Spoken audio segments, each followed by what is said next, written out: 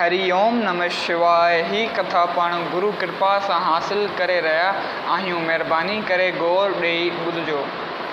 एक दफ़े अकबर बादशाह बीरबल खां टे सवाल कया।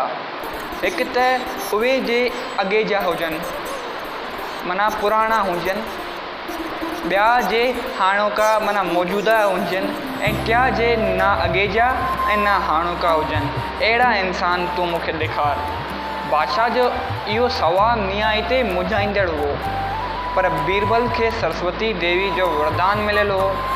सो हफ़्ते जी मुदत घुरियाईं, टाइम घुरियाईं, ऐं उन अरसे में खेसि ज्ञान अची वियो। 8हें ॾींहुं दरबार में वियो त बादशाह सवालनि जो जवाबु तलबियो, जवाबु घुरियो।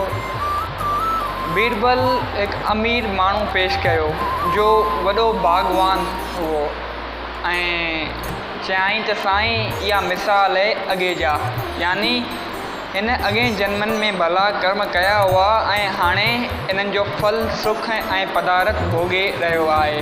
पर हिकु तपस्वी महात्मा आंदाई ऐं चयाईं त ए राजा, ए बादशाह, ही हाणोको जो मिसाल आहे, यानी हिन वक़्तु साधनाऊं पियो करे, महिनतूं पियो करे, भॻवान खे यादि पियो करे, भॼन उपसनाम में लॻो रहे थो, सर्दी गर्मी सही ईश्वर जो ध्यानु पियो करे। सो अॻिते हली ॿिए जनम में सुख ऐं मुक्ति पाईंदो। पोइ हिकु वेश्या खे साम्हूं कयाईं ऐं चयाईं त बादशाह सलामत, ही न अॻे को चङो कर्म करे आई आहे, जंहिं करे गंदी हयाती गुज़ारे पेट थी भरे, ऐं न हाणे कुझु भलो कर्म करे थी सघे जो ॿिए जनम में सुख मिलेसि या ऊचो जनम पाए। राति ॾींहुं कुकर्म में ग़लति कमनि में बलात्कार में लॻी पई आहे।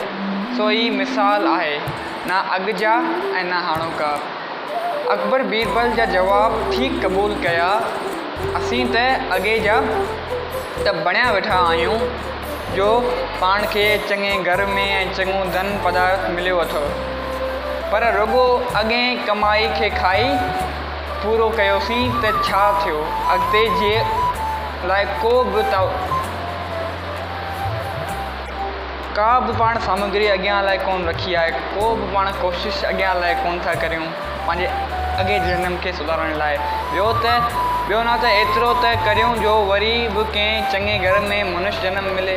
वधि में वधि पाण एतिरी त करे सघूं त पाण खे ॿिए जनम में मनुष्य जो जनम मिले ऐं पाण खे वापसि हिकु बार ॿियो चांस मिले भॻवान खे पाइण जो। ऐं हिन जनम जहिड़ा सुख त मिलनि, ॿिए जनम लाइ कुझु न पोखींदासीं त कुतनि ॿिलियुनि घोड़नि गधनि या दर दर फ़क़ीर जो जूणियूं मिलंदियूं ऐं धिक खाई मस पेट पाले सघंदासीं। भॻवान हिन श्लोक में साफ़ थो बताए त हर हिकु प्राणी जो इहो ई आत्मा आहे ऐं हर हिक में रहे थो। जेको इंसान ॿिए जीव सां देवश थो रखे, उहो ॼण परमात्मा सां थो वेर करे, पर असुरी स्वभाव वारा इहा नथा सम्झनि या मञनि। हिकु अफ़ीमी हुओ जो अफ़ीम खाई सारी राति नशे में गुज़ारींदो हुओ। हिकु दफ़े अफ़ीम खाई वेठो हुओ त नक ते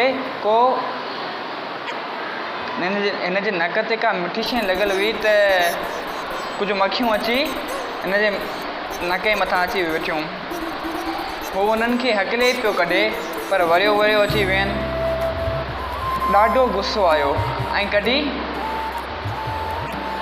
चाकू कढी पंहिंजो नक ई न कटे छॾियो त ना रहेगी बांस ना वॼेगी बांसुरी। असीं बि अज्ञान रूपी अफ़ीम खाई नशे में अची शास्त्रनि पुराणनि गुरनि महात्माउनि ऐं वॾनि जा उपदेश विसारे क्यारे भलनि पुरुषनि सां देवश रखी उन्हनि जी निंदा ऐं गिला पिया कयूं ऐं उन में पंहिंजी भलाई सम्झी वेठा आहियूं।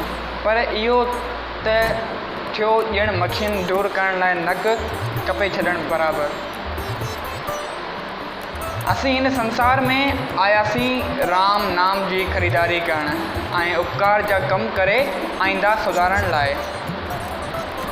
पर उन बदिले सवासन रूपी अमलोक धन रुगो खाइण पीअण सुम्हण ऐं ऐश माणण में पिया वञायूं।